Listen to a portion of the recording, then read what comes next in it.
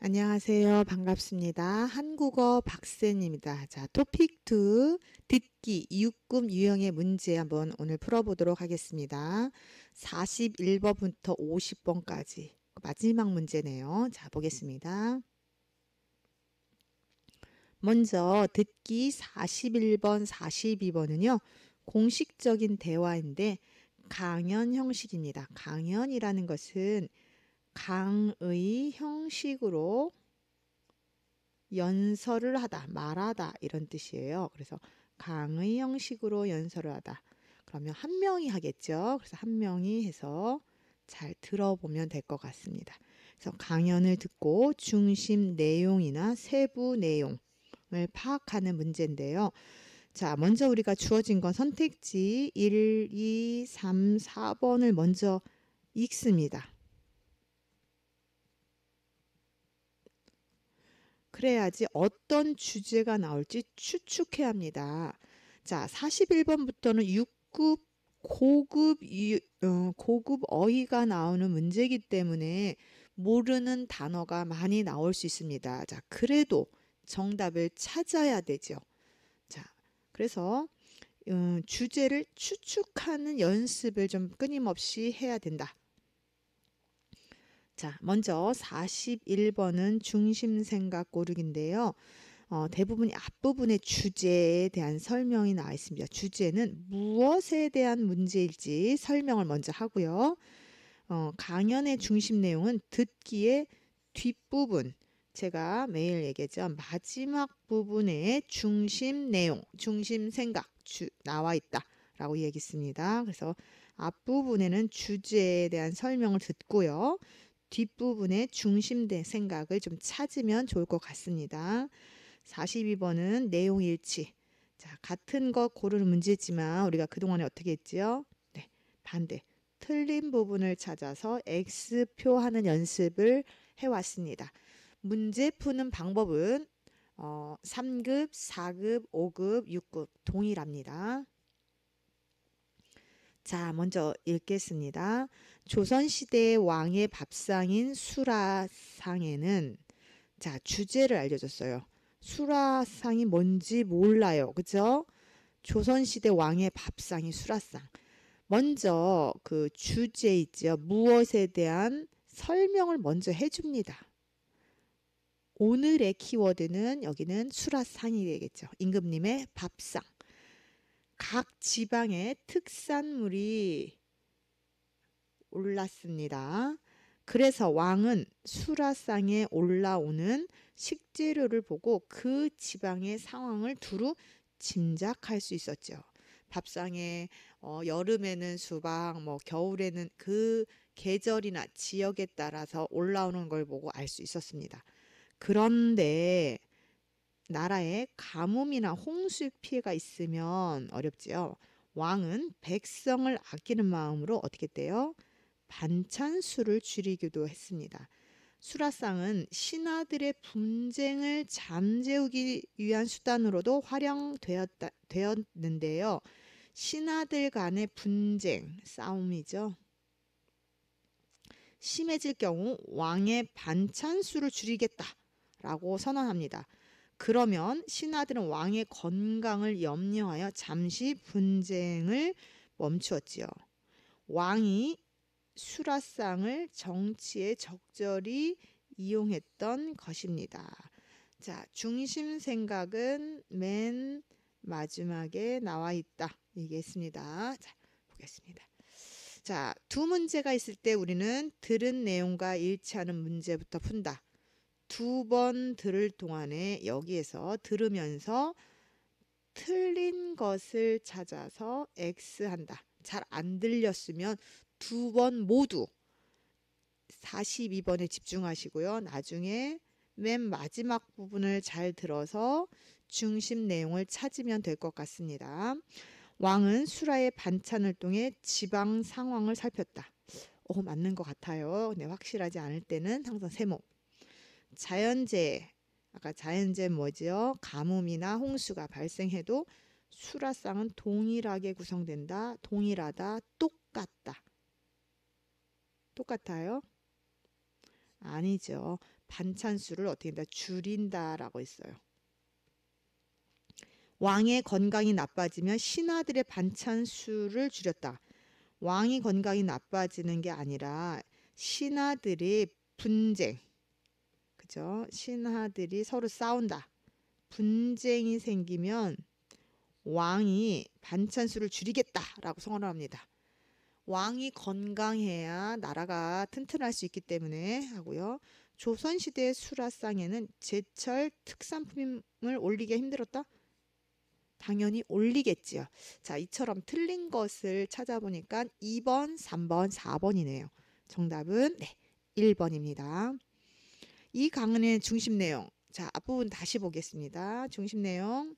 제가 어디다 했죠? 맨 마지막에 왕이 수라상을 정치에 적절히 이용했던 것이다. 자, 똑같은 단어가 없지만 비슷한 문장을 찾으면 됩니다. 수랑 왕의 국정, 국가의 정치 운영에 활용되었다. 네, 맞네요. 가장 비슷한 문장을 이렇게 찾으시면 될 것 같습니다. 자, 다음 43번, 44번은요. 정보 전달. 자, 정보 전달은 대부분이 어떻죠? 설명문에 많이 나오는데요. 다큐멘터리 형식으로 나옵니다. 다큐멘터리라는 것은 우리가 기록으로 남길 만한 가치가 있는 것들을 사실적으로 제작된다. 그래서 우리가 TV에서 다큐멘터리 보죠. 동물들의 모습, 신기한 모습 이런 것들을 남기고 있다. 자, 그래서요. 다큐멘터리를 듣고 중심 내용, 세부 내용을 파악한다. 이거는 같습니다. 지금 41번부터 50번까지는 대부분의 내용을 듣고 중심 내용이나 세부 내용을 파악하는 문제들로 이루어져 있습니다. 그래서 중심 내용, 자, 중심 생각 고르는 방법과 같다라고 얘기했고요. 44번은 어떨 때는 설명이 나올 때도 있고요. 이유를 찾는 문제가 나올 수도 있지만 어떤 것이 나오더라도 우리는 같은 것 고르는 방법으로 고르면 될 것 같습니다. 예를 들어서 어떤 대상에 대한 설명을 고르는 게 있을 수도 있어요. 어떤 대상이 무엇을 하는 이유를 고르는 문제가 있을 수 있습니다. 그래서 설명이 나오거나 이유를 고르는 문제, 문제의 형태가 바뀌더라도 우리는 내용일치, 같은 것 고르는 방법으로 고르면 된다. 자, 어렵지 않습니다. 그러면 결국적으로 중심생각, 내용일치, 중심생각, 내용일치가 반복되는 것처럼 들립니다. 그렇죠? 그래서 앞에서 풀었던 방식 그대로를 푸는데요. 단 6급으로 갈수록 어휘가 어렵기 때문에 선택지를 보고 어떤 주제가 나올 거다 미리 추측하는 훈련을 반복적으로 하시면 좋을 것 같습니다. 자, 읽겠습니다. 죄송합니다. 암컷 오랑우탕이 새끼를 안고 나뭇잎을 뜯고 있다. 사포닌 성분이 가득 들어있는 이 나뭇잎은 지역 주민들에게 강력한 진통제로 쓰인다. 일반적으로 동물들은 사포닌의 쓴맛을 꺼리는데 오랑우탕은 왜 이 나뭇잎을 뜯고 있을까? 최근 이 지역에서는 오랑우탕들이 나뭇잎을 씹어서 만든 즙을 팔에 바르는 모습이 자주 목격되었다. 주로 암컷 오랑우탕이 이런 행동을 하는데 새끼를 안고 다니느라 생긴 통증을 줄이려는 것으로 보인다. 몸이 좋지 않을 때 인간처럼 약초를 먹는 오랑우탕을 발견한 적이 있으나 나뭇잎을 즙으로 내어 바르는 모습이 목격된 것은 이번이 처음이다. 자, 이 말이 2번 정도 반복되고 있습니다. 그리고 맨 마지막에 나와 있는 부분은 뭐다? 중심 내용일 것이다 라고 이야기했습니다. 그래서 마지막 부분. 자, 그러면 이 나뭇잎의 일반 동물들이 꺼리는 이유. 자, 아까 44번은 어떠한 대상의 설명이 나올 때도 있고요. 이유가 나올 때도 있다 그랬는데, 자, 이유. 근데 꺼리다. 요거가 뜻을 모르면 풀 수가 없어요. 정확한 뜻을 모르면 이 단어가 긍정적인 단어인지 부정적인 단어인지만 알면 될 것 같아요. 부정적인 의미다. 꺼리다. 좋아하지 않는다. 좋아하지 않는다. 그럼 반대로 싫어한다는 거예요. 자, 왜 싫어할까요? 뜯기 힘들어서, 건강에 좋지 않아서, 사포닌 맛을 싫어해서, 새끼에게 먹이기 어려워서. 자, 앞부분에 보니까 사포닌의 쓴맛을 꺼리는데 당연히 나오겠죠. 사포닌의 맛을 싫어한다. 여기 뭐 쓴맛 안 썼지만 쓴맛을 싫어하기 때문에 안 먹는데, 그런데 오랑우탕 먹는다. 왜? 그 이유가 있죠. 중심 내용 고르기 맨 마지막에 보겠습니다. 다시 보겠습니다. 나뭇잎을 즙으로 내어 바르는 모습이 목격되었다. 자, 나뭇잎을 즙으로 통증을 치료하는 오랑우탕이 발견됐다. 통증, 아프다. 아픈 것을 어떻게 한다? 치료하는 목적으로도 했다. 자, 이와 같은 방법으로 풀면 전체적인 내용을 잘 모르더라도 내용을 추측하고 정답 찾는 위치만 잘 들으면 우리가 어려운 문제도 쉽게 정답을 맞출 수 있다라고 하는 겁니다. 다음 45, 46 공적인 대화구역 강연. 앞에 41번, 42번도 강연이었습니다. 자, 강연을 듣고 중심 내용, 세부 내용 파악하는 방법. 자, 선택지 꼭 읽어라 그랬죠. 주제 미리 추측하라고 했고요. 여기는 이제 화자의 이제 긍정적인 태도인지 부정적인 태도인지를 확인해야 됩니다. 그래서 맨 마지막 부분에 말하는 사람의 말하는 방식이나 태도를 알 수 있다. 자, 즉 선택지를 보고 주제를 추측하고요. 어떻다? 자, 중심 생각이나 말하는 사람의 방식 태도는 맨 마지막에서 힌트를 얻는다. 자, 이것만 주의하면 될 것 같습니다. 자, 내용 일치, 화자의 태도 마지막 부분에 확인한다 그랬는데요. 자, 여기에 나오는 자, 말하는 화자, 말하는 사람입니다. 말하는 방식이나 태도에 나타나는 어휘 표현을 조금 자주 나오는 표현들은 외우고, 자, 정확하게 그 어휘를 모르면 다 두 가지로 납니다. 어휘를 뜻을 모를 때는 이게 긍정적인 표현인지 부정적인 표현이지만 고민하면 좋을 것 같다. 자, 내용 읽겠습니다. 오늘은 채소가 아닌 보석 호박에 대해 이야기해 보죠. 호박은 나무에서 흘러나온 수액이 굳어져서 생긴 것인데요. 일반적인 보석처럼 광물로 만들어진 게 아니라 바닷물에 뜰 정도로 가볍습니다. 또 다른 보석들은 보통 흠집이나 불순물이 없어야 가치를 인정받지만 호박은 다릅니다. 워낙 투명하기 때문에 내부에 불순물이 그대로 보이는데 불순물이 잘 보일수록 가치가 높습니다. 그래서 수천만 년 전 생태계를 보여주는 고대 곤충이나 식물의 잎 등이 들어가 있으면 다이아몬드만큼이나 비싼 가격에 팔리기도 합니다. 자, 강연의 내용에 보석, 호박을 설명했죠. 자, 들은 내용과 일치하는 것을 고르세요. 호박은 광물로 만들어져. 아까 광물로 만들어진 게 아니라 물에 뜰 때 아주 가볍다. 뜰 수 있다. 이렇게 틀린 부분 찾겠습니다. 호박은 다른 보석들처럼 흠집이 없는 게 좋다. 흠집이 있거나 불순물이 있는 게 좋다. 호박의 내부에 불순물이 잘 보이면 가격이 비싸진다. 네, 맞네요. 호박이 다이아몬드와 비슷한 물질로 구성되어 있는 게 아니라 불순물이 잘 보이면 다이아몬드처럼 비싼 가격에 팔 수 있다. 뭐 이렇게 얘기했죠. 자, 그럼 아닌 걸 고르니까 정답이 나오죠. 네, 이렇게 정답 3번이고요. 여자가 말하는 방식으로 가장 알맞은 거. 자, 우리가 앞에보다 우리가 이런 때 특히 듣기는 뒤에서부터 앞으로 읽어오는 게 좋습니다. 그래서 지금 여기서 중요한 건 살피고 있다, 정의하고 있다, 비교하고 있다, 설명하고 있다. 이 네 단어인데요. 여기를 먼저 보시고 그 다음에 목적어를 봅니다. 가공 과정을 살피는지, 개념을 정의하는 거지, 유형을 파악하는 건지, 가치, 특징을 설명하는 거지. 호백의 특징과 가치를 지금 설명하고 있다. 뒤에 읽고 앞으로 읽는 방식으로 하면 시간을 절약할 수 있다.